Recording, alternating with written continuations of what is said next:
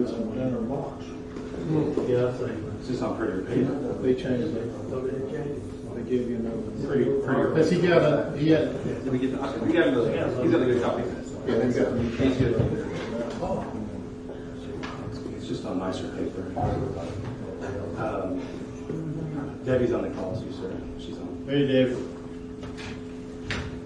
Oh, Hey, Mayor. hey, all right, let's see, let me get you back. You're in the break room of the city hall. I needed that. I needed that. All right, and then, it's time to go off break here. Good morning. Let's call the meeting to order. It is Tuesday. It is March 22nd, and we're here for our regular monthly meeting. We're going to start with a prayer from Brother Glenn. We're going to say the pledge of allegiance. Glenn, please lead us in prayer. Father, we thank you for this day. Thank you for loving us. Thank you for all your blessings. Lord, simply desire your presence today. We ask that you speak to us, and that we do the things that are pleasing you, Lord. You know what's best for us in this community, in this nation. We ask you to help us to follow you in Christ's name. Amen. Pledge allegiance To the flag of the United States of America and to the republic for which it stands, one nation, under God, indivisible, with liberty and justice for all. Thank you. Madam Clerk, call the roll, please. Mayor Kathy? Here. Mr. Pollitt? Here. Mr. Smith? Here. Ms. Hall? Here. Mr. Key? Here. All right, moving to our agenda. Citizens' comments. Is there any citizens' comments? Floor is open. Okay. Next is the consent agenda. We have one set of minutes from March 8th. Is there a motion to approve by consent? Make a motion we approve the consent agenda by consent. Second. Have a motion and a second. Did you make that one change? Yes, sir. Thank you. It was a very minor thing. Is there any opposition to the consent? Record show passes 5-0. Okay, regular meeting, regular agenda items. Go ahead, Doug, you're up. First, we'd have Kathy Mosworth for a code enforcement report, if she could come. Good morning. Good morning, Kathy. First, the boat launch credit card machine has been installed. Several of us were over there yesterday with the installer and gave us a little quick training over there. So the cash box has been removed, so we can no longer take cash in there. Working with with a plan with the city administrator for about weekend coverage of the boat launch this summer. They'll tell you more about that later on. Also, I've sent out the new RV ordinance and the letter to all those that have an RV at their house, just to remind them that we have no camping on their lots. And starting May 1st, we'll start a new program of charging $250 a month for those who are still like remodeling, rebuilding, and we still have those there. Working with the building department, we're targeting the unsafe structures, so we can channel those through the special master once we get more information on those. We also have a new food truck coming called Bird Dogs. You may have seen their sign up. It's located right across the street from Sunset Park. We should be up there probably within the next week or two. He's been over there working on the lot and putting gravel and stuff down. Real nice guy. He came in and talked to a bunch of us at the city hall there. It's going to be where?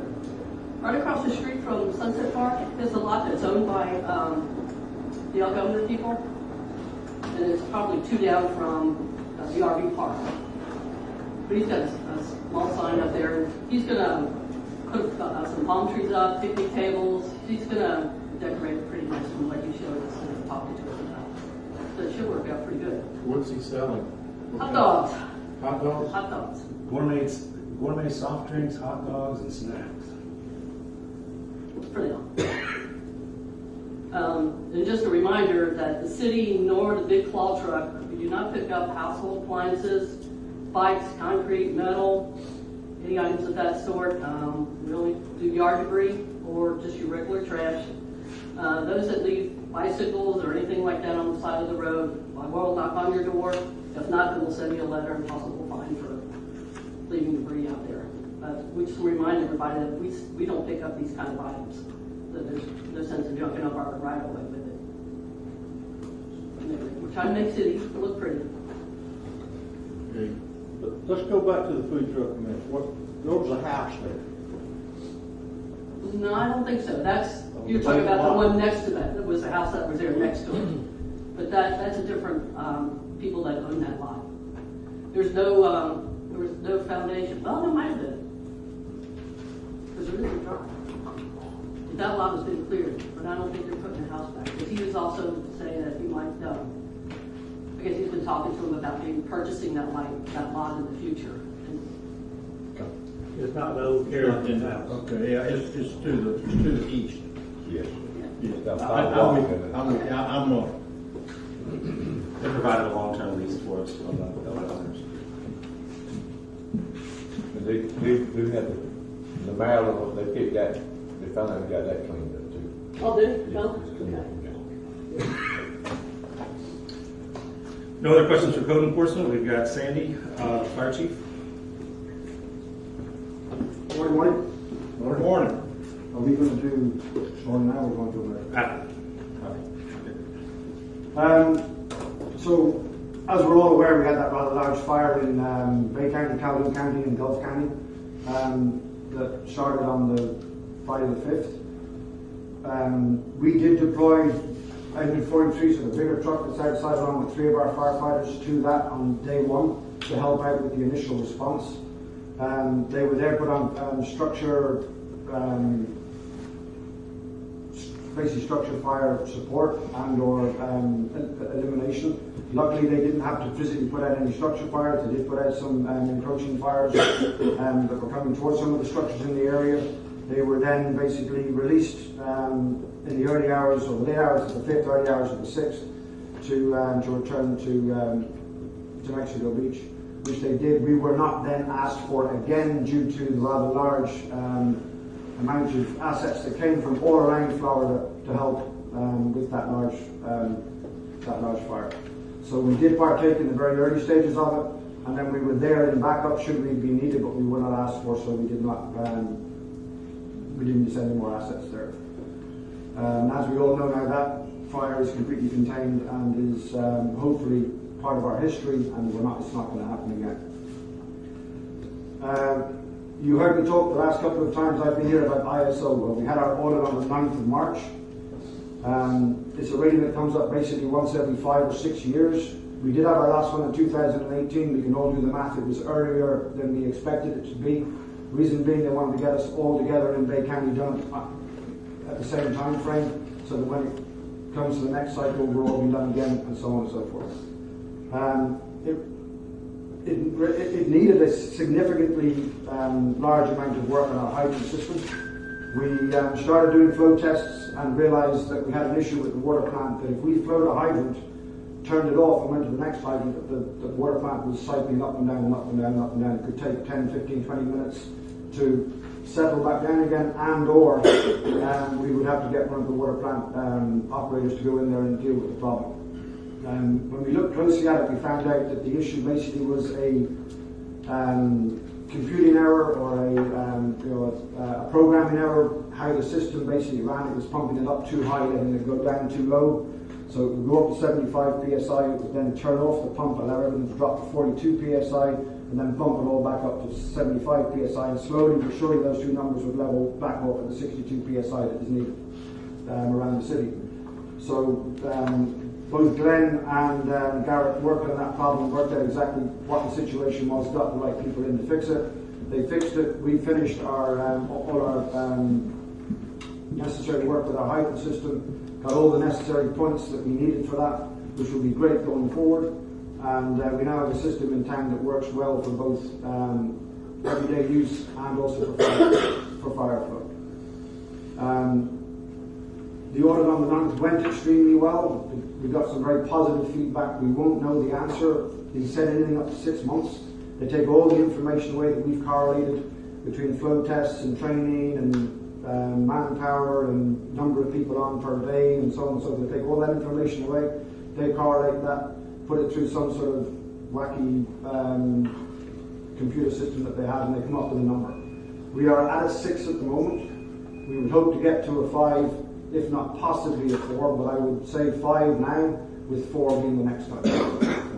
Our biggest issue would be the fact that we're getting more and more three-story houses, and we don't have a ladder truck in house, and that is an issue when it comes to something like ISO. But that's something we'll work on going forward. The most important thing is you have to remember that we started this in 2017, I believe it was, Mayor, when ISO raised this on the head first time. The city did everything necessary up to 2008 to get their ISO, and then it was completely wiped off the earth. Right? We are back now after three and a half years since the storm, hopefully going to get a better ISO rate than we had before the storm. So it's a positive. And other than that, it's coal boiling at this time of the year between our summer or winter business being busy with people coming down and staying for those longer terms over the winter.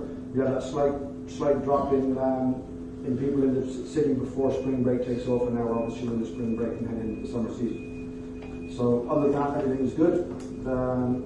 We have one more firefighter upstairs who's going to be finishing off his EMT. The new guy that we took on is halfway through doing that.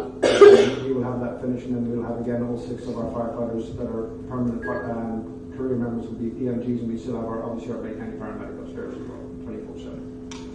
So other than that, if you have any questions, please feel free. Thank you. Explain to the some citizens that don't know what ISO ratings mean for their insurance. Basically, ISO is actually a private organization that comes into cities and or counties and works out what their fire response would be to a fire call. Number of people that go, how good their hydrant system is, the number of engines they might have, if they have a ladder truck for high-rise buildings and so on and so forth. They take all of that information and they basically correlate it and give you a number. That number then goes to insurance companies, and that's what your insurance company works out what your insurance rate will be. So if it goes from very, very good as a 1, and not so good is basically a 10. In other words, you don't have a fire department that they reckon is of any use whatsoever. We were pre-2017 on the old scale they had a 5, but then when they came in and they looked at it, they told the city that they needed to up their game. So the city did. They brought in career firefighters and got a second engine and so on and so forth. And in the new system they were 6. We are now hoping, as I say, this time around it will be at least a 5. And we do not want to, if you go 7, 8, 9, your insurance really starts to climb. And obviously the more, it's like anything else, the better you get, the less you get for it, but you still get a reduction in your insurance premium. So I only had a phone call yesterday about a house on Georgia, their insurance company wanting to know what the insurance was for closing. So it's an important part of basically owning a house in any city or county in Ireland. Thank you. All right, appreciate it. Thank you. Don't go too far, sir. So as you know, last month we recognized our first employee of the month for our program that we do for the staff at the city. And this month the selection committee has selected one of our people from the fire department. So I'm going to turn it over to Sandy to say a little bit. You thought you already end on. So the employee is firefighter Sean McGann, who's with us today. Sean has actually been a firefighter for over 15 years. Started off with Bay County, and then he came to us. He has been an unbelievable asset to me because of the knowledge he has brought from Bay County to here, as in how Bay County do things, how we might be able to improve things here, and so on and so forth. I lent on him a lot during the ISO, lead up to ISO, to make sure we had all our ducks in a row. He did a huge amount of work in putting all of the information from the 208 hydrants that we have in the city, get all of those into a computer database that we can then just download and hand a little thumb drive to the ISO man and say, this is all the information for the last 4 years of our hydrants. And he's always there to lean on, he's always a good ear. And but primarily he is here because of all the hard work he put in for ISO. But just so that you know, he is an extremely important part of the team within the fire department. So it gives me a great pleasure to be able to present this to him and thank him very much for everything he's done for both myself and, more importantly, for the wider community of Mexico Beach. So thank you very much.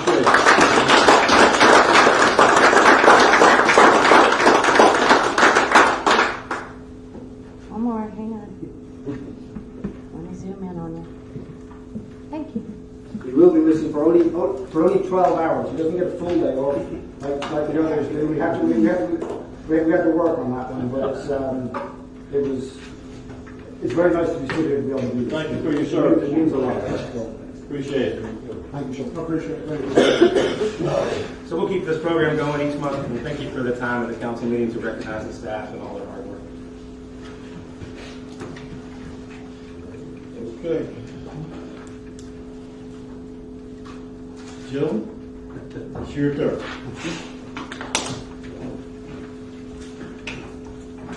Good morning, Zach Shalafor, partner of James Morning Company. I'm joined by Ben Clark, who is the manager on the audit.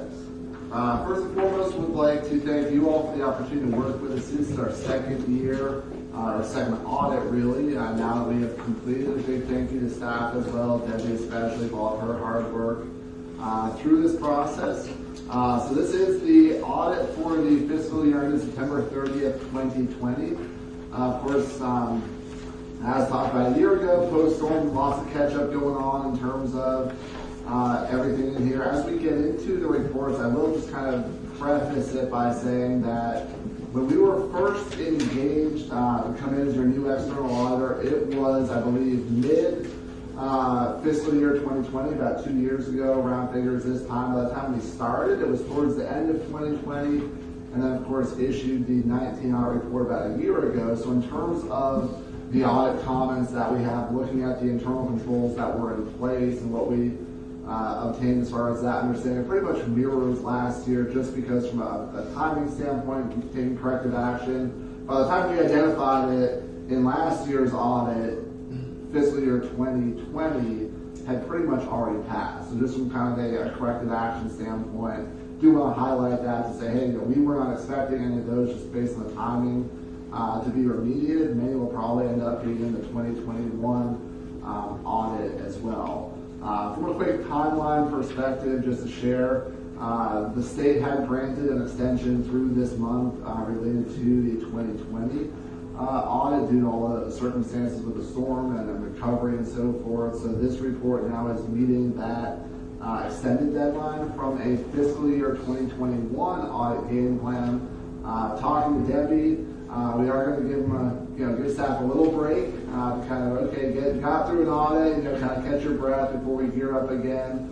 I think the tentative game plan is to gear up for the fiscal year 2021 audit. I mean, really as soon as staff's ready, we will probably in the summer, with the hope of having that report issued probably by 9/30 would be the target. The state deadline is 9 months, so it'd be June 30, but I'm sure a few month extension will not be an issue. And then for the fiscal year 2022 audit, in a perfect world, we're here a year from now talking about the 2022 audit after having wrapped up 2021 at some point in the interim period there. Just to kind of help set that stage, because again, looking at numbers from effectively a year and a half ago, there's obviously been many changes since in terms of what the financial picture is and so forth. We did pass out, there was already a PowerPoint. We had an updated copy that did have a couple changes, additional numbers in there. Once I get to that slide, I'll note that just in case anyone does have the older copy, and I'll let you know. So make sure you do have that current copy. So on the second slide, there is a summary of the reports that we issued as part of performing the audit. There are 5 reports that we issue as part of the financial statements. The first is the audit report itself. And for the most part, all areas that really count, the city did receive an unmodified opinion, which says that your financial statements are fairly presented in all material respects. The only one qualification to that, as we had last year, is there's an accounting standard out there called OPEB. We talked about this briefly last year, where you would in theory have to go engage an external actuary, pay them a bunch of money to come up with a purely theoretical calculation to disclose what's called an OPEB liability to comply with accounting standards. Many smaller governments do not have this done just because, again, it costs money. It really adds no practical value. We do at least have to identify that the city did not follow that accounting standard. But again, it's purely a theoretical actuarial calculation based on this theory related to health insurance and employees and when they retire and having the ability to stay on the city's health insurance post-retirement.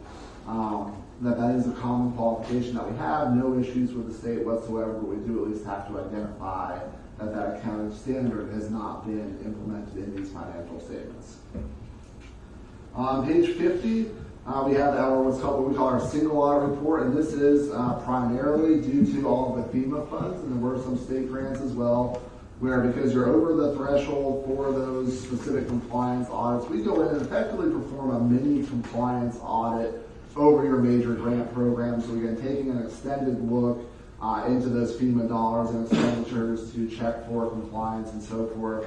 We had no findings here to report related to compliance over the use of those grant funds. So that again is a clean report here, what you'd want to see in that report. Our second report is on internal control and compliance. We perform the audit in accordance with government auditing standards, which requires us to obtain an understanding of the city's internal controls in place, and then also look at whether those controls are functioning appropriately. The comments here, again, in total, we'll get to there were 7 items identified in the audit, all of these basically identical to the fiscal year 2019 audit. There were 3 items that were identified as material weaknesses in internal control over financial reporting. In this letter, they related to just, in general, segregation of duties over key areas such as accounts payable and payroll, where you want to have multiple sets of eyes at key points in the process. Again, much of that has been taken care of, but we had to look, again, for this audit at what were the controls in place for the majority of fiscal year 2020.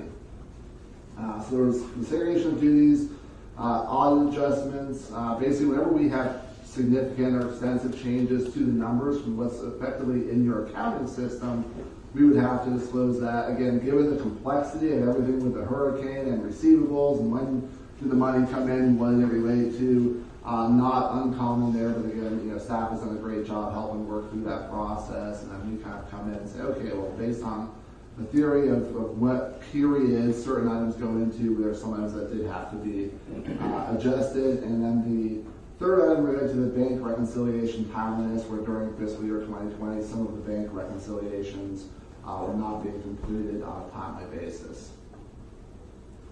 The fourth report that we issue is a separate management letter required by the Florida Auditor General.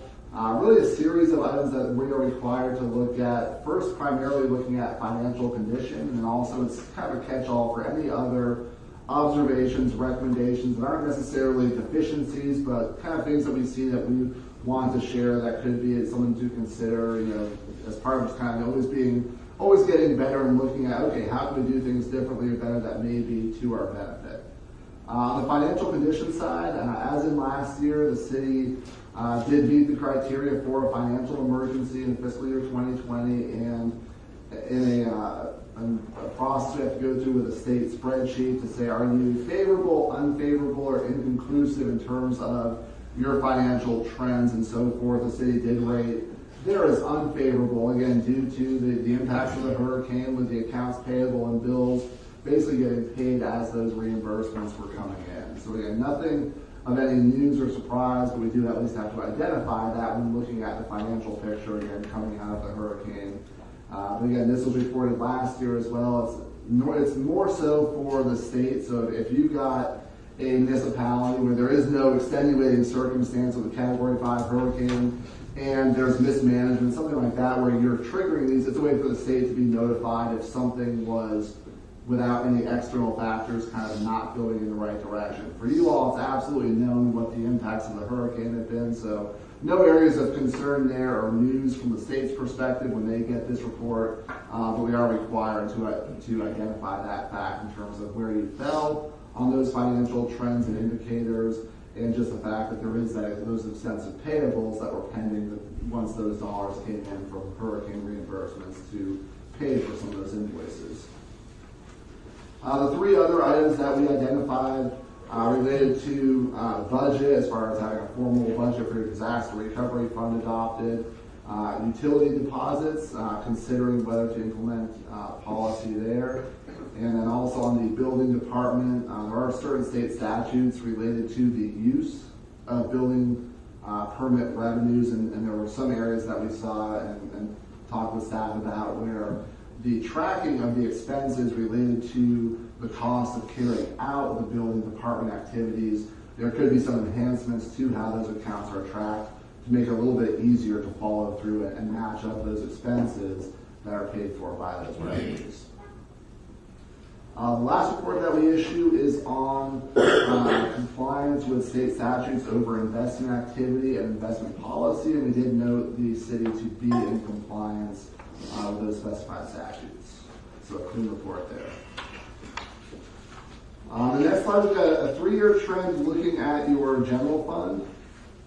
And this kind of will come with a caveat once we get to the disaster recovery fund, because your total fund balance in the general fund did increase about $2 million. The bulk of that is your unassigned fund balance, which is what you want to see. Generally speaking, on that, those 5 categories at the top, you can't spend it. At the bottom, you can spend it. Ultimately on anything with no strings attached. So there is some restricted money that's externally restricted resources. But then that unassigned, again, is where you have no strings attached or specific criteria on what those funds can be used for.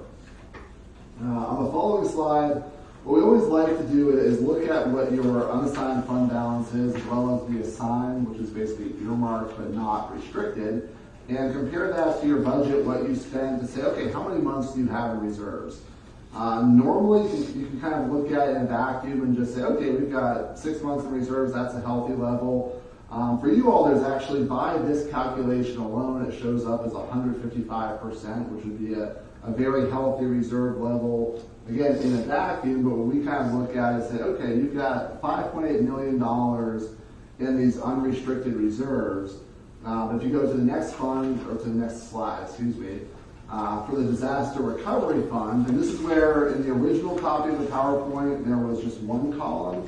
The one that I passed out, there are 2 columns showing the disaster recovery fund activity for fiscal year 2020 and 2019. So if you only have 1 year, we can get you a copy of the updated PowerPoint. But ultimately, the disaster recovery fund shows a negative fund balance of about $12.1 million as of 9/30/2020. Again, much of that due to all of the expenses incurred and only so many reimbursements coming in from FEMA. So what we hope to see is for that to start flipping back towards the 0 mark, because that $5 million at the end of the day, what you have in your general fund reserves, to some degree, depending on FEMA reimbursements, will be likely needed to help kind of close out the disaster recovery fund once all is said and done. So in 2019, your disaster recovery fund had a $10.3 million deficit balance. This year it grew a little bit to a negative 12.1. This is pretty common with what we've seen. For instance, the city of Lynn Haven, we just finished our 3rd year working with them with their 21 audit. Not hit nearly as bad, of course, but still a significant impact. They had a large negative year 1, got a little bit worse year 2, and then started moving in the right direction year 3 in terms of kind of isolating that disaster recovery activity.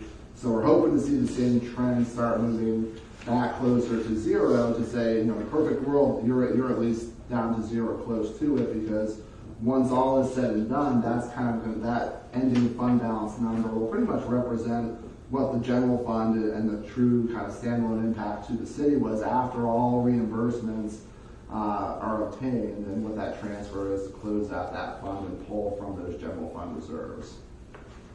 But as you can see here, in 2020 compared to 19, your FEMA revenues were about $10 million this year in 2020 versus 41 the year prior, and expenditures went down from 60 million to 13 million. So still a lot of activity in that recovery process in fiscal year 2020, but again, it'll be decreasing at a pretty sharp rate. On the next slide, we have a quick look at your business type funds, looking at water, sewer, and sanitation. Fire, of course, was moved, closed out as far as being a standalone fund. What we look at here is your unrestricted net position, which is really kind of like that unassigned fund balance number in the general fund, kind of a standalone indicator that says, okay, all else equal, you want your unrestricted net position to be, kind of at least moving upwards at least an inflationary level, generally speaking. And of course, looking at 18 to 2019 on this 3-year trend, we had the impacts of the hurricane. All those reserves went from a positive to some substantial negative numbers. So now we say, okay, we absorbed the major hit. Now let's monitor where it's moving going forward.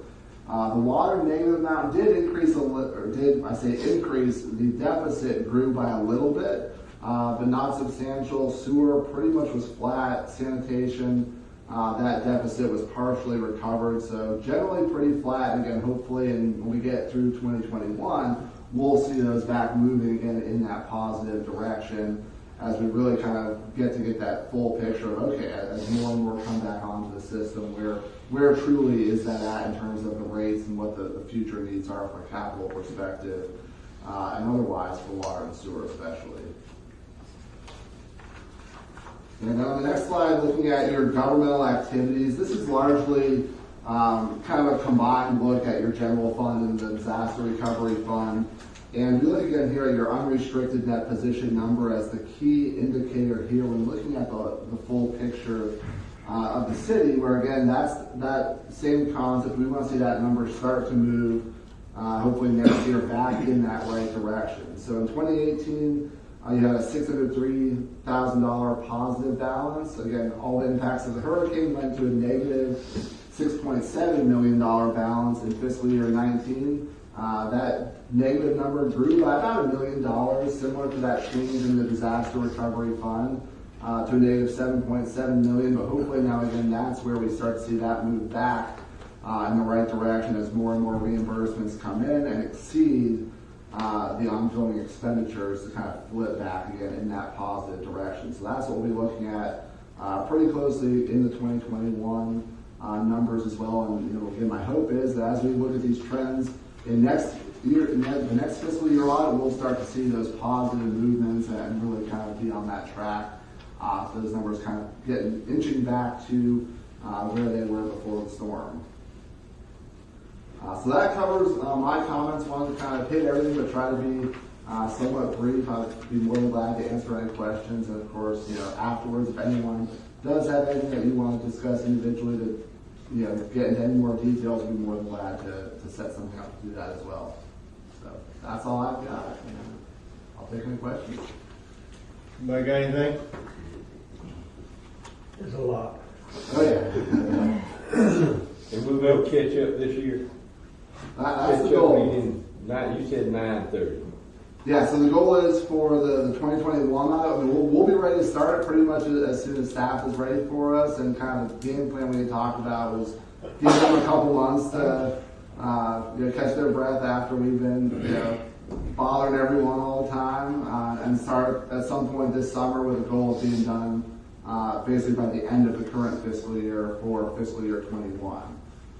And then get next year's audit back on time, so to speak. Debbie, you ready for that? I am. Oh, I'm ready. you went silent. I thought you backed out.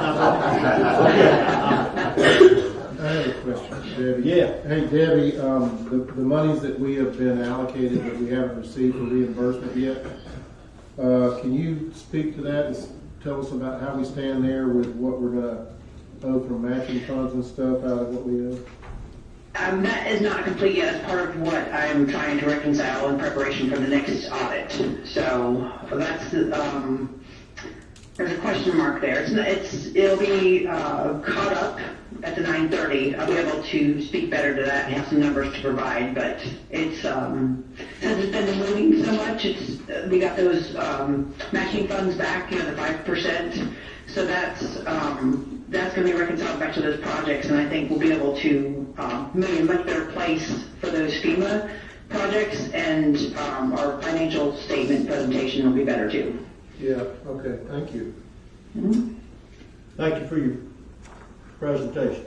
Absolutely. If I could just add one thing, Mr. Mayor, I just want to make sure I say thank you very much to these folks. They've done a great job not only catching what we've had to correct, but coaching us along the line to get it on the right track with our internal policies and so forth. So I do appreciate the opportunity to work with them.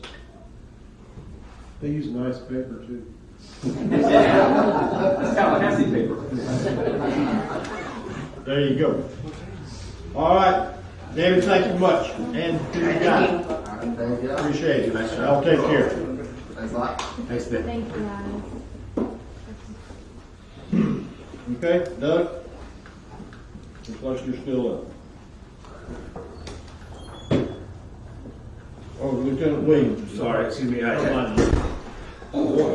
on. Marty, some items have come to discussion related to some of our rules on the beach and the water safety. And Lieutenant Williams would like to get the rep of the council today to find out directions going forward, possibly for some resolutions or some changes based on your guys'.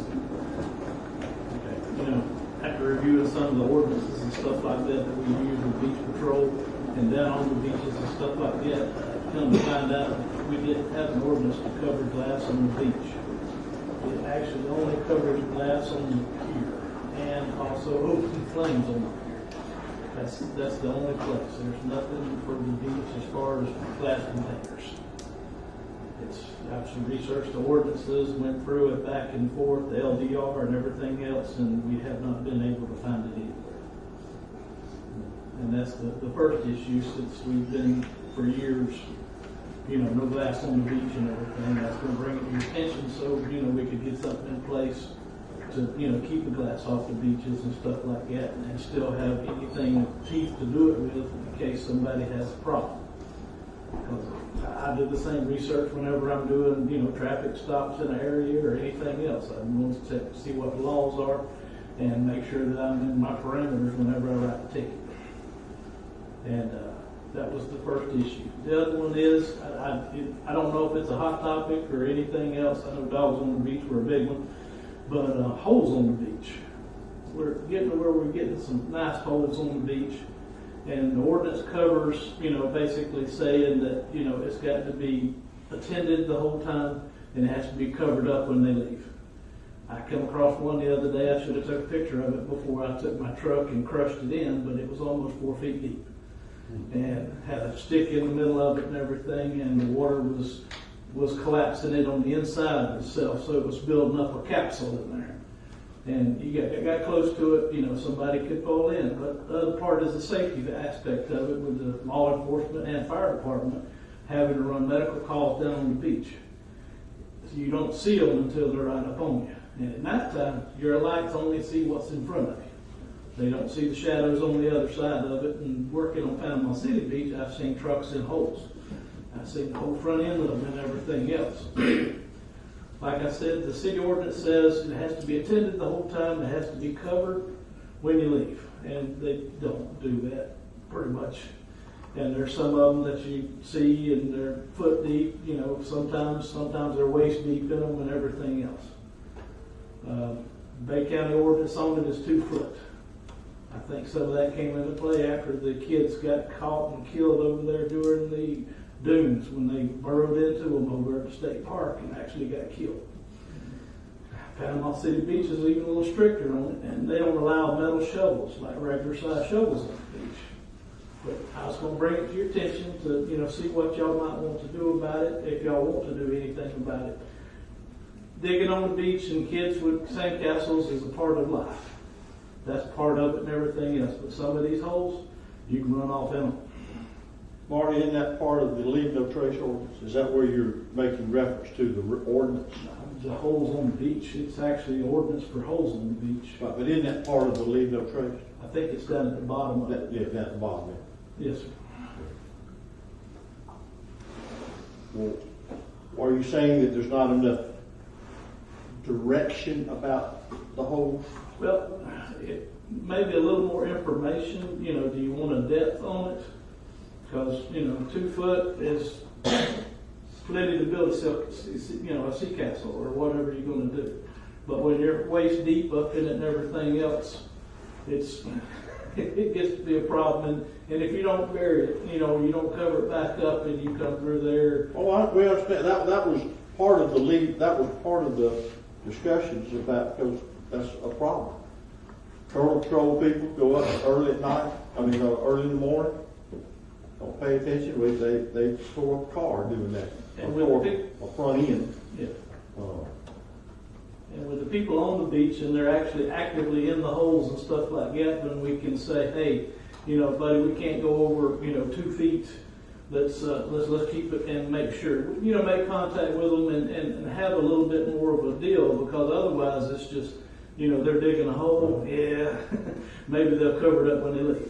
Because you really don't want to bother the people on the beach unless they're doing something wrong. But it says The that glass was, I'm surprised it's not, that's been around a long time. I remember Gene Klein had his red Solo cups. Yeah, He would carry he would around. carry around and take it out. So, whatever, I just think we ought to look at the way it's written and bring us something to review. Yeah, I want the class, and I think the 2 foot too is whatever everybody else has got. It's deep enough to be playing in a hole. I'll review it and Yeah, just bring us some, give you some recommendations. yeah, give us something to go by. But I don't think the council or the city wants to change where you can now have glass, just because it doesn't somehow got overlooked or whatever. And the hole on the beach is definitely an issue. That's a safety issue. We have people who have to get down there. yes. So that's kind of what we just want to make sure the breadth of everybody here. That's what I might feel. We want to do that.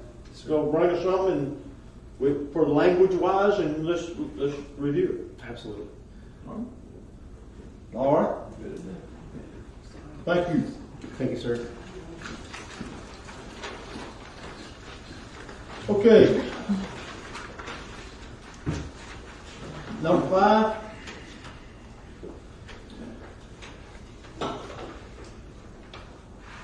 So the next item is the ordinance 780, first reading for city council compensation. The attorney wants to start, or the clerk. So, We just need a motion on the vote for a first reading and a request to advertise.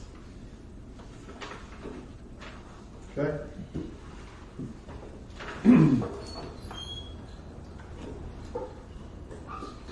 So I make a motion, so we're not gonna have a discussion or anything? And we can do what? Yeah, it's open for discussion, open for motion. Unless somebody wants to discuss it, make a motion that we have first reading for ordinance 780. Second. We have a motion and a second. Any discussion? Please read. Ordinance 780, an ordinance of the City of Mexico Beach, Florida, increasing the compensation of the mayor and city council, providing for repeal of all ordinances or parts of ordinances in conflict herewith, providing for severability, and providing for an effective date. All right. Can I make one more comment? Yes, sir. Just for the general public, when somebody gives themselves a raise, I've been on the council for a little over 2 years now, and I spend a lot of time looking, riding, and stuff, so I think a lot of months, I don't even pay for my gas riding around, and not to mention the time you take away from your work if you have another job, which I do. So this is modest, and it's well-deserved. I can tell you, if a councilman and the mayor, if they're doing what they should be doing, this is well-needed and well-deserved. And I think it's modest. Just a statement. It is in line with other local small towns. It's actually a little less. Yeah. St. Joe. Yeah, right. So we have this set to advertise, and the timing is appropriate for the next to be at the next council meeting in April. Okay. Ordinance 781. Number 6. This item we discussed last meeting would bring for ordinance 781 to extend the time for 24 months for setback waivers related to Hurricane Michael recovery. This is also a first reading. Motion for first reading and request to advertise. Right.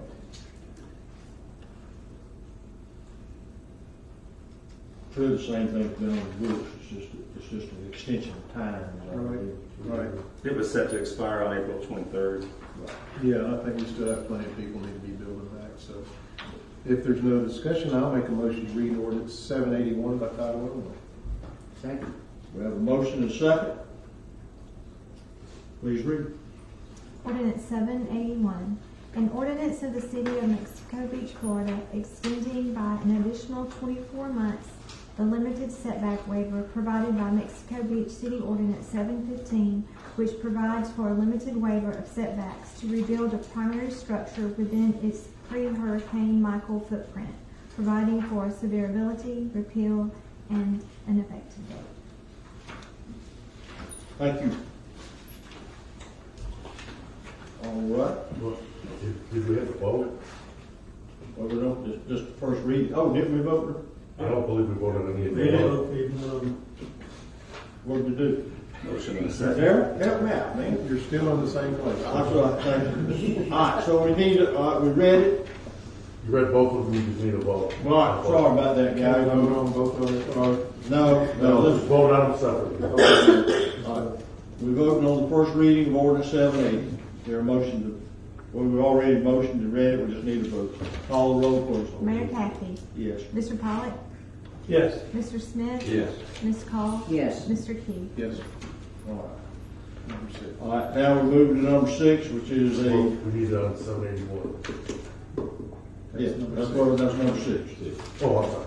That's where we're going. Ordinance 781, we had a motion and second for first reading. Call the roll, please. Mayor Kathy. Yes. Mr. Pollock, Yes. Mr. Smith, Yes. Ms. Call, Yes. Mr. Key. Yes. All right. Thank you, Mr. Turner. You're welcome, Mayor. I don't know. Thank you. Appreciate it. Oh. The vote? Yes. Oh, good. He's actually one of the ones wanting to rebuild. So. Oh, that's right. Sorry. I'm with it now. I'm a little out. About 3/4. About full of 3/4. I'm watching. Thank you. All right, good. Number 7. Sir, the next item is the sanitary sewer mitigation repairs. Award the contract from USSI for a price not to exceed $69,301.54. This item is a FEMA approved purchase. It is a little bit in excess of what they quoted us in the beginning. Atkins is asking for the additional, so $2,000 over what they had said. I think 63,000 or something a few years ago. Now it comes to 69. They're working towards getting that additional funds covered, but to move forward, we need to award this bid so we can start working on this sewer covers. So this keeps water going in and out. It's a seal on underneath the cover. It's not a whole new man cover, just to be clear. It's just a seal. Okay. This has been, like I said, talked about. I don't know, I guess since the storm. Even before the storm, to be honest with you. We just didn't know, didn't never have a fix for it. Now we do. So, is there a motion or discussion to approve the bid of $69,301.54? I'll make a motion to approve the sanitary sewer mitigation repairs in the amount of $69,301.54. Second. All right, motion second, any discussion? Call the roll, please. Mayor Kathy, Yes. Mr. Pollock, Yes. Mr. Smith, Yes. Ms. Call, Yes. Mr. Key. Yes.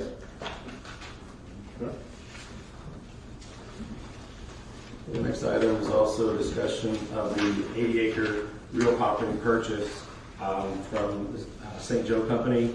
The 80 acres is located on 386, just north of Highway 98, south of 15th Street. It's unimproved acreage, wetlands. We actually have worked with St. Joe Company since I started here to get this brought forward to you guys today. You did an appraisal. So the intent of this build is, just to be clear, some misinformation. It's to build regional stormwater and wetland restoration and additional treatment possibility for a boardwalk or an educational trail. There's no Publix, there's no retail stores on there. This is property for stormwater mitigation. Currently have grants for $300,000 from NIFWIF, funded for the wetland restoration. We're preparing for bid now. We also have applied for future grants in the excess of $12 million to HMGP and CDBGDR for overall feasibility study, design, and build regional detention. So this is to help the low-lying areas in our master stormwater plan going forward. So I recommend approval. The attorney worked on the contract. If you have anything to add, sir. The only thing I would say is over the last 20 years, I've reviewed numerous contracts for the purchase of property for the St. Joe County. I believe Doug did a great job of negotiating with them because this is about as good as it gets with them. It's a great deal. And if there's any, in terms of timelines and stuff like that, if you guys have any questions, I can explain that to you. No, this was brought up way when it's just taking some time to get the paperwork. Yes, sir. So we have the money through the ARPA money to pay for infrastructure, so that's where this would come from. It's not any FEMA money, just to be clear. It's city funders that came in. We also have to pay closing costs. Right. The total purchase was it what? 60,000. 60. Yeah. That's closing cost probably 5 or 6. We do have time in there for a little bit of mitigation for us to do, analyze into the property, make sure that's something we still want. There was notice that there was some dumping years ago that rinsed parts of that, so that's actually where we're going to dig down and put in our plan for our stormwater retention pond, so that would be mitigated at that time too. So it should be good for us for what we want to support. That was years and years ago.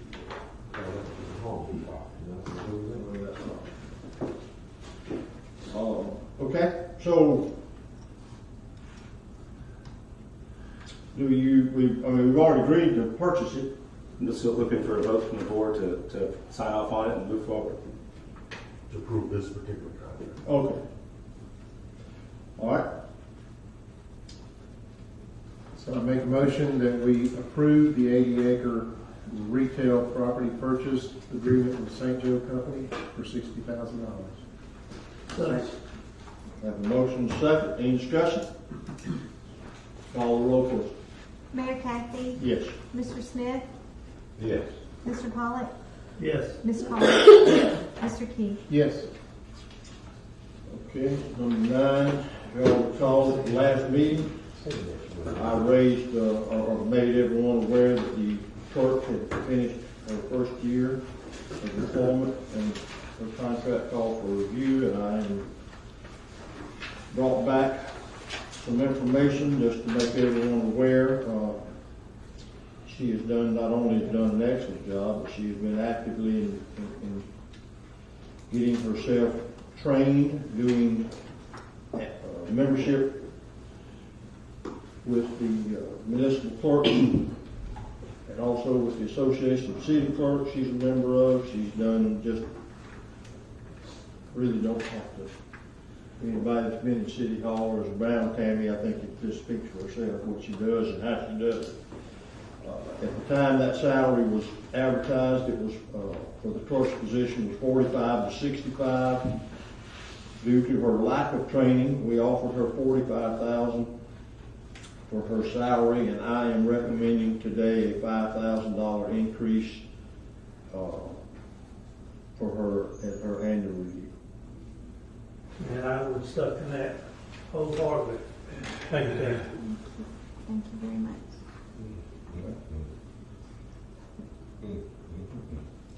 We need to make a motion.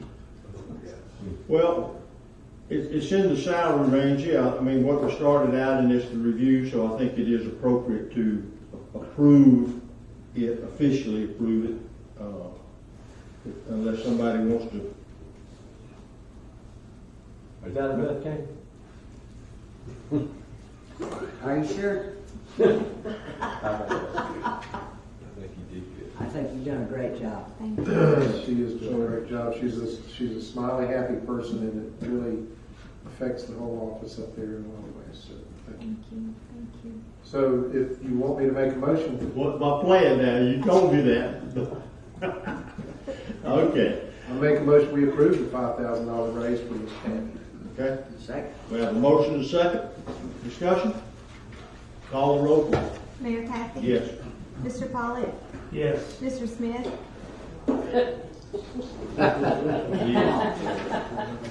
Ms. Call? Yes. Mr. Key? Yes. I want to say, not because of what this discussion is, but it's talked about at many of the meetings on the periphery, but in order to be in a competitive environment, we've got to understand that you can stay, we're a small town, but if you want to have quality people that take care of your assets, then we need to be appreciative and show our appreciation for those that step up and don't moan and groan about that you work for the city. So we have an absolute wonderful place to live. We have some of our employees they make me feel better when I talk to them. So for Tammy, for everyone in the front office, for Doug, for the attitude that our people have about our city, thank you to all of them. All right. You're up. Thanks, sir. So we'll move on to our project list, and congratulations, and keep up the great work. The first item is the credit card machine. You heard a little bit earlier, we had installed that officially yesterday, and I think we've taken 5 or 6 people paying on it yesterday, so we are off and running with that. We worked with finance for the money when it transfers over, so there is a positive vibe behind the credit card machine. Tommy's staff did a great job setting it up for the delivery date. They're working on some bollards to go around it so I don't back my car into it. But it is nice to see a project done. We're going to scratch it off the list and keep moving forward with that. I do have a signed proof that I'll be passing around to the council that we have that'll go down there kind of noting what goes on related to non-payment and keeping our boat area clean. So I'll pass that for you guys to review and we'll get that going. When are we going to get that? As soon as possible? Or? I have it ready for approval. I'll pass it around. Okay. I'll speak to each one of you. The next item is the 8th Street restrooms. We've actually received back the combination of the restrooms at Parker Park, 8th Street, and under the Palms. The architecture review design phase continues. We're getting close. We should have that shortly. The 15th Street bridge repairs. We had to rebid it due to the excess items in one of the bid items of the last bid we just received related to traffic calming. So we rebid it. It'll come back in next month and we'll go from there. The additional boat ramp parking is still under progress. It's looking great. It's really packed in. Somebody dropped a bag of corn there today. I don't know if they're trying to get deer over there or what. I saw it this morning, but staff will get that cleaned up. But it's going to look really good and be a nice enhancement for the boat ramp as the season progresses. The boat ramp, additional boat ramp parking. Now the boat ramp expansion. So that grant submittal is due for April 4th. We've been working with Dewberry on that. We also received some letters of support from a couple residents as well as the Kimberly and her team to support the expansion of the boat ramp. Would add another lane. So this is for the grant funding to cover that. The bypass pumps, we've talked about those recently. Dewberry is working on the design and where they would be on the physical property. The survey has been ordered, so that's moving forward as well. Canal dredging. I spoke to Jim late last night and with Crowder Gulf, and he lets me know that they're about 70% complete of the work on the dredging that they're doing. They have approximately 16,000 cubic yards is what they've collected to date, and they hope to be past the 36th bridge by Wednesday. That's what it tells me, so they'll be under that bridge. There's quite a bit over there. They bottomed out several times with their scout boats going through over there, so they're working on that. We actually have a meeting set up this week with all entities like Dewberry and Atkins and Crowder Gulf and the monitors for that project to kind of talk about what's left inside of there and the plans, but they think we're on target for our budget. They have been very forthcoming for anything that they might have damaged along the way and are working to correct some of those items as they dredged. Citywide stormwater repairs. I've kind of shifted gears a little bit on this one after council with some of the council members related to it's just not happening fast enough, and stormwater is of the essence. Every time it rains, we all recognize it right away. We're setting a meeting with the contractor, Gulf Coast Utilities, that was the bidder for the contract that came in at $5 million plus. That contract has been forwarded to FEMA, like we talked about before, reviewing the new pricing structure, because they had no idea when they gave us a dollar figure what it was really going to cost, because they had the camera and all that kind of stuff underneath. So that we believe that there's about $1 million worth of funding that we can use that we've already been assured that we're reimbursable for. So my goal is to meet with the contractor, target some of the, if they're willing to target some of the items that are of urgent need for us, as opposed to waiting another year after this project's awarded and they mobilize. So I'm going to meet with them, and I'll keep you posted. There's an opportunity that we can do some work ahead of time with that vendor, but we have not formally awarded that bid to them yet, so I'll get back to you guys. The citywide street paving, I attribute their related to fuel prices and scheduling as a problem with their asphalt and the weather and the rain. I hope to have them here this week. He told me last week they would be here this week to at least finish the other half of the road they started on, and then we're going to start finishing a few other ones we have only in budget, but we are moving forward with that. DOT. Can we ask you a question when you do that? Please. We're gonna finish what we're starting. I mean, on Georgia and Florida where we paved, and then we go to streets and you have the little bump. Are we gonna leave? Is that where it's supposed to be? No, sir. We're gonna. They're gonna clean up the sides of the roads for where we have some major drops off. They're also gonna fix the almost like a speed bump as you come across some of the side streets where we didn't do the main street. We're going to finish that before we got the money to finish. That's my discussion with them is that, yes, sir, I want to finish that. That's not acceptable to leave it like that. So whether it's an apron or a taper down like they did on the start of the streets, they can do that. So we'll look at that. I don't see it on it, but the striping at 37th Street, how far are we on that? Okay, so I'm on the schedule. You guys approved that last time. I finished up the quote, any kind of quotes that we had to have, and submitted that. Ryan is going to work on approval for reimbursement for that, but we're on the schedule shortly. He said less than 30 days, so I told him it was of the essence related to what we had going on with spring break and that parking lot. So, but I did schedule that right after our meeting. DOT right away received an update this morning from FDOT that they have folks that will be cleaning out the stormwater drains at the corner of 15th and 98. We had some high water there, went across 98 because it just wasn't all about 6 feet deep. It should be like 16 feet deep. That was in front of that motel on 15th. FDOT is coming to fix that. That's on their right away. So they came out right away and cleaned it up, and now they're going to fix it so it doesn't happen again, hopefully. So they're taking care of that. Also, the FDOT is gearing up this week to work on the toe stumpers, as Tommy calls them.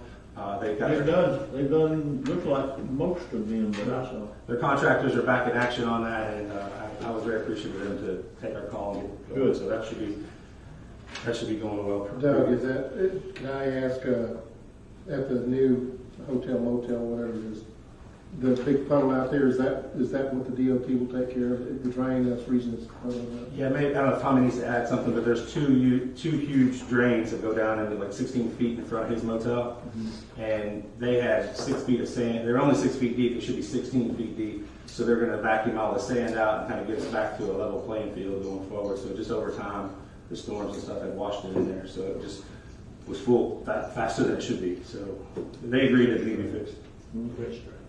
Yeah, Daryl, I spoke with Martin this morning, and I told him, I think it was about a year ago, we actually went in one of them to get some baby sea turtles out that had crossed the road, and I told him, I said, they're only about 6 foot deep.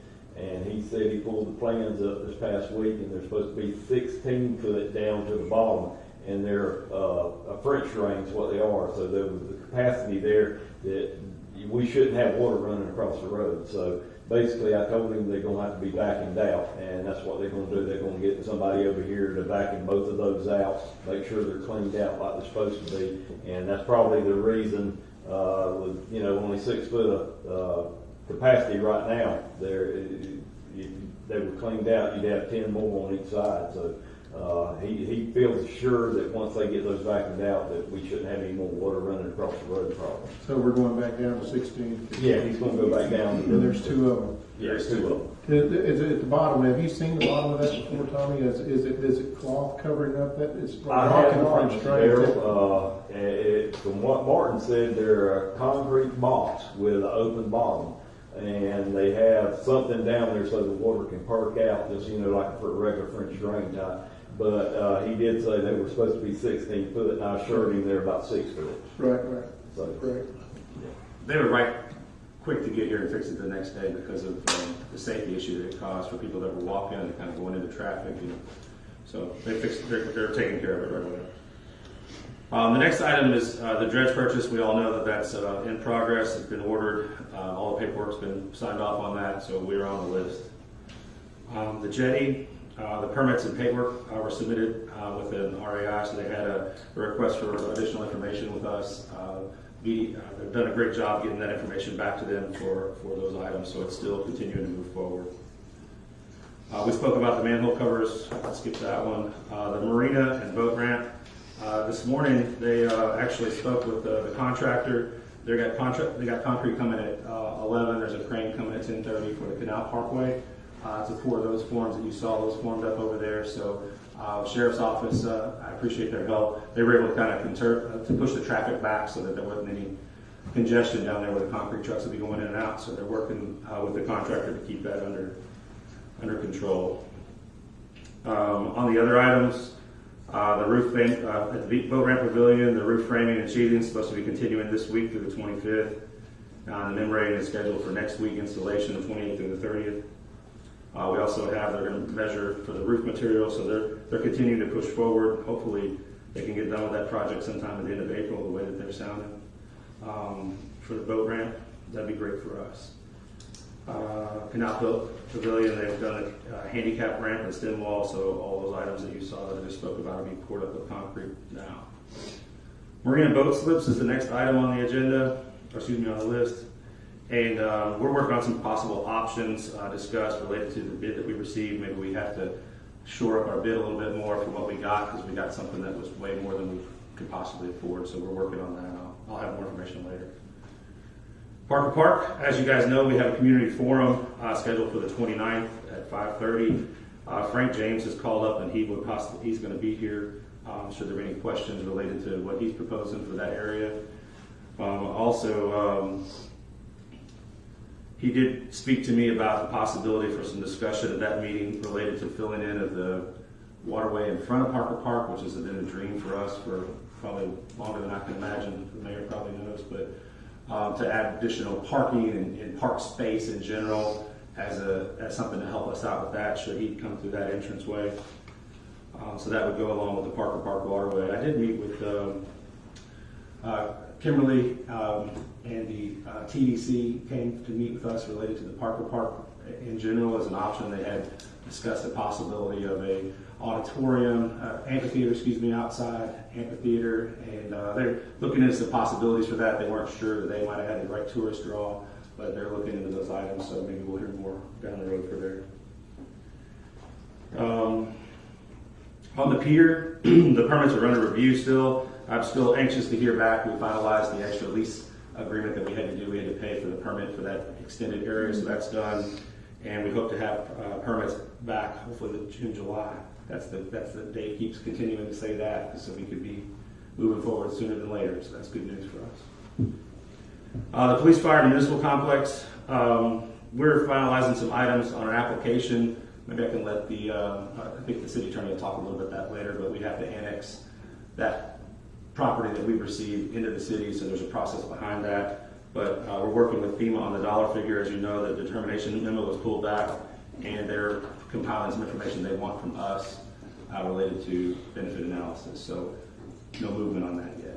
But we're still working with our vendors, talking about the structures that we're going to have, and if we have less money than we originally thought about, we're discussing that item internally.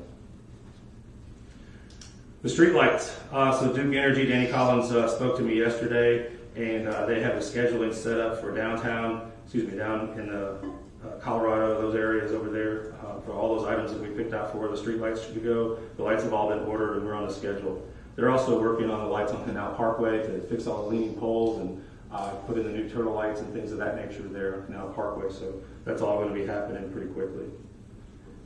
Sunset Park, it's moving along. I haven't had any time complaints, constraints from those folks. I did meet with Bonvic last night, with Charles last night on the phone about a possible pedestrian entryway on the far west side of Sunset Park, on the west side, where they've had gates and there used to be an entrance there before. And I met with Hank this morning, the project manager, and he thinks that there's a way he's going to have his people smooth out a little bit of the walkway. They can back the fence up 4 or 5 feet and put some signage that says to direct traffic for the residents that they want to go to the beach on that side as opposed to going down to the other end. The mayor and I spoke a little bit about it last night with access to that, people walking through construction sites, and they're going to have something set up, a little more information so they don't walk on the dunes, and they have a pathway to go down there, so that should happen sooner than later. They were very receptive to it, as always. Surge gate for the canal, we're still reviewing a plan and possibly to bid out to get a contractor for that to help us with the feasibility. Under the Palms, I spoke about the architect's review design earlier. That's underway. The underwater debris removal is on a holding pattern due to costs. We're working on how it grants to apply for that. And then volleyball on the beach is the last one. We're reviewing possible options for that to go. The poles, Tommy's already worked on the poles and how we could set it up. The net, of course, I spoke with the lady that was working to want to use it for some beach volleyball. She could always bring her net and set it up when they got here. So we're working on a plan for that, and I'll have more information at a later date. That was a lot of information. I try to go slow. If there's anything I can explain on any of those you might have a question about, I'm available. I have a question before we move. I want to go back to the food truck on Highway 98. What ordinance number what's the criteria for a food truck? So we created an internal policy that would go along with the food trucks in the right of ways that would be controlled by code enforcement as well as the deputies. If there was a problem with egress or enter and exit of the property, they had to be. You may need to help me here. That we don't monitor their licensure or permits for them to have that anymore because of. There was a new state statute that was put in place that basically preempted local governments from posing any permitting or any fees or anything like that, or any licensing. So all the licensing for food trucks is done with the Department of Business and Professional Regulation like they do restaurants. So the cities don't have the power to necessarily do that. What a city can do is regulate where food trucks are, but they can't say just entirely you can't come. That's where I'm headed. What is the criteria for where a food truck can be now? So we created an application process, which was part of the setup for where they would come in and they would show us if they were leasing the property, whether they were going to be self-sustainable, whether they were going to need city utilities and things of that nature, and hookups. So we verify that information. They also show us their license that they have to operate. And once the review, kind of like a special events permit, very similar. The police department, the sheriff's office will review where it's going to be, how far the setbacks it has to go related to the setbacks that we've required off of the main streets. So they can't be like a Will Peanuts truck on the side of the road. It has to be set back a correct amount. And they review all of that. If there's a problem with any of that, the code enforcement as well as the sheriff's office can go in and make them change them or shut it down. So it's if we have an issue with it. So what's the criteria? It has to be zoned, I assume, commercial. Yes, so they have that, and they have to have a lease. We require that they show us that they have. They have a lease. So there's nothing about that related to a business being there before. No. Okay, so this property is owned commercial. Yes, sir. And they have a lease. Or at least permission from the landlord. From the landowner. Letting the landlord know that they're going to be responsible too for any type of violation. All the trash, they have to have The reason I'm asking this, I'm just fast forwarding to my phone ringing saying, why is that food truck there? There's never been a business there. And I have a house next to this, and I'm going to build my house, and now there's a food truck. So I'm just sort of thinking, I want to make sure I understand. I guess I don't recall understand the answer. the criteria for a food truck in terms of location. I'm just, I didn't know there was an,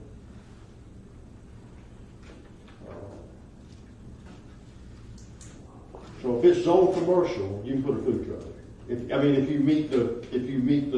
have a lease and you have that. Yes, sir. That's what I know what you're getting at. Yeah, because we have, our little town has filled up with housing all in commercially zoned property. Now we have a clean slate. I'm just thinking about. I think the answers we want to give that potential homeowner that called you is the property is zoned commercial. That'd be my last answer. I give you personally. I mean, I'm just concerned if we allow, because of the interaction of commercial and residential properties in this city. You think where you enter the highway from this new subdivision is an issue. You go put a food truck between two houses just because it's on commercial, you got a problem. Very similar setup to the. We need to think about where it goes in relationship to what was there, in my opinion. We need to be cognizant of what was there and what can be built back there instead of, well, we've got a lease and, I don't know how anybody else feels, but I see that as a potential issue if we're not careful with what we allow. And I'm all for food trucks, but I understand your concern. I'll make sure I take that in. that's, maybe we ought to, I'd like to if you would, put a copy of that ordinance in our boxes. I want to look at that. I want to look at how that works. And I may be the only one that's concerned about that. Then the state, did you say it was a state 20? The state preempted I remember. city government. Yeah. Well, you can't just rule them out, but you can, as he said, where they go, we have a say. Absolutely. And I think that is more important to me than that. I'm not trying to rule them out, I understand. but I don't want to put one in somebody's back door. Well, this one, remember, is part of that overall governor parking lot there. It's just a chunk of it they've cut off. I guess they could expand. I'm not saying this one. I'm for future, I get it. I'm looking. I get it. Again, I'm looking down the road. Okay. We'll make sure we get a copy of that, the ordinance and the application, so you can see that. Yeah, put that in there. I think it's a resolution. Okay. City attorney report. Yes, just a couple of things, Mayor. As you guys are probably aware, we have a dispute with the invoice with a company called JEA. They were a utility company that came in and helped us during or after the storm rebuild our infrastructure for utilities. There's a portion of their invoice that is not going to be reimbursed by FEMA. And I have a conference call with their attorney coming up this Thursday. And I should have a recommendation for you guys at the next meeting, whether we should pay them, whether we should settle with them, or whether we should enter into this arbitration and fight. I'll give you the best recommendation that I can, hopefully at the next meeting, based on this conference call. Where are they from? Jackson. All the other entities that we entered into a contract to help us with our utility infrastructure just basically took whatever FEMA reimbursed us. This company's not. They hit us with a big bill afterwards, basically for administrative costs.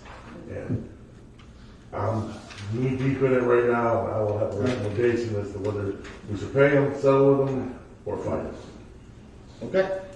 What else you got? And the other thing was annexation. A lot of laws don't necessarily make sense, but we will begin the process at our next meeting. We'll have on the agenda, you guys have to approve the City of Mexico Beach making an application to itself for the voluntary annexation of its own property, which is this 25 acres behind here that we're doing.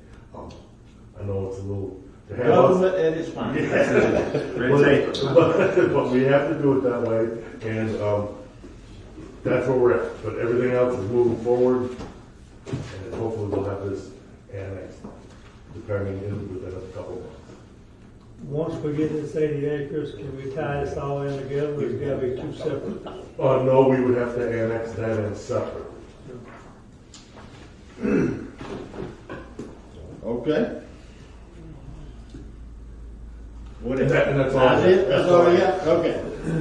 All right, you're up. I won't be quite as quick as him. I have a couple updates for some community events. First of all, just to update, the palm trees that are being replaced on 98 from the DOT will be finished tomorrow, the 23rd, yes. So the ones that where their vacant spots are at, they brought in some that weren't large enough, so they're bringing the bigger ones to put back in there. They should be here tomorrow. So that'll start looking better for us.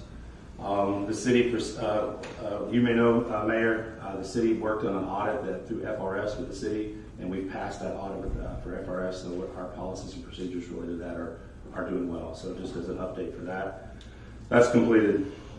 On a good note, Julie Danaher from the office from City Hall, she's received a scholarship from Bay County. She will now be attending the Lean Six Sigma class to become a Green Belt, certified Green Belt. So the Green Belt process is one that really helps out our city for process improvements and things of that nature related to automation of certain things. So I was excited for her to get that. The class starts next week, so it's local in Bay County, but she'll be going there, and that was funded by the county. So congratulations, Julie. All right, Julie. Good job. Mexico Beach egg extravaganza. So we're going to have a Easter egg hunt. It's going to be on April the 16th at Under the Palms Park. It'll be from 10 a.m. to 12 till noon. We're working, there's rumors of an Easter bunny will make an appearance the day before Easter, as well as a bounce house and some popcorn. And Mexico Beach Sweets has given us 3,000 eggs. So Jerry, there'll be plenty to find down there after they're done. I bet you there's a lot of eggs. But they'll have two separate hunts. So it's going to be a really great family event for us. This will be our first annual extravaganza, but we'll do that. And I'm proud to partner with Mexico Beach Sweets. They're really taking good care of us on this. So the office staff is working on that. Our little party planners are there taking care of that. So that'll be good. That's to be hosted by the City of Mexico Beach. So I'll get you more information on that. Also, the City of Mexico Beach is working on its first annual Arbor Day celebration. So this would be on Saturday, April 30th at Park. It would go from 9 a.m. to 12. It's going to feature a tree giveaway. I've been working with the Georgia Forestry Association.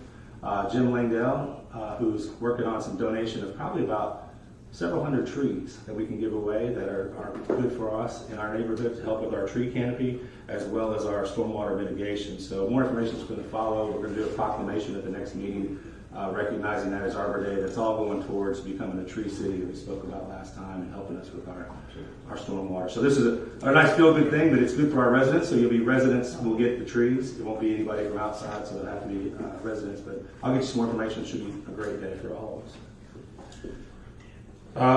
The last thing is, I was asked by several members of the community about the big oak tree on 36th Street. As you're going around the corner there by the bridge, and how it stayed after the storm, and how strong it looks, and they've saved it. And they asked me to ask the developer, so I did. I spoke to the developer, so if their route does come that way, they have planned it around that tree, so they would not be removing that tree, as well as they planned it for that house that's on the corner, that they wouldn't shine the lights in their trees every time somebody came out in their house. So just wanted to bring that up, that I worked with those guys to make sure that they understood. No, they said, no, that's a beautiful tree for an entranceway, and they've slated to keep it. However, I don't speak for them at all. I'm just kind of updating you in case you guys get questions about that. They have mentioned keeping that. Other than that, that's all I have, guys. I thank you very much for your time today. Questions for the administrator? No. Okay. I've got a couple. Anybody else have anything? I got something. Go ahead. Okay. Now, first thing I wanted to ask on the new development west of town. Do we have proper fire? Yes, sir. Every morning, if they are Proper fire hydrants being placed in those developments? They are in theory all part and parcel of their design. As you go past that first section, they had that fire hydrant is already in place for that section. They're not building on to start with. And when we did the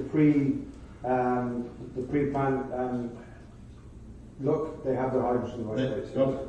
So that's all taken care of. They're also moving forward on the bore under 98 for the water and such, so we can get that pipe off of our bridge into the canal. So they're taking care of that for us at no cost. And I'd also like us to go back to the clerks. We made an approval. I'd like, if we would, can I get a motion that take effect first pay period in April? We didn't do that. Make a motion, we take the clerk's raise effect the 1st of April. Second. Yes. Okay. Got a motion second? Discussion? Call the roll, please.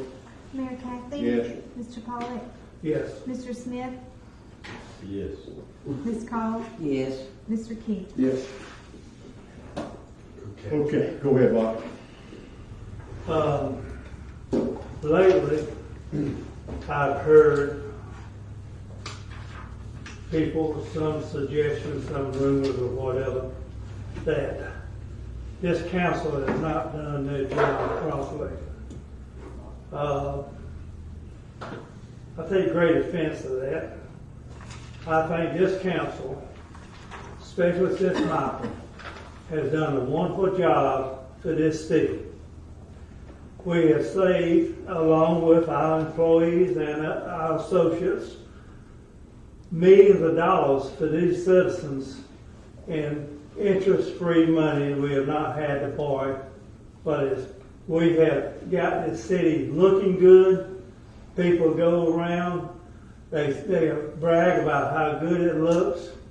And I want to thank every one of these people on this council, including myself, for a wonderful job that has been done.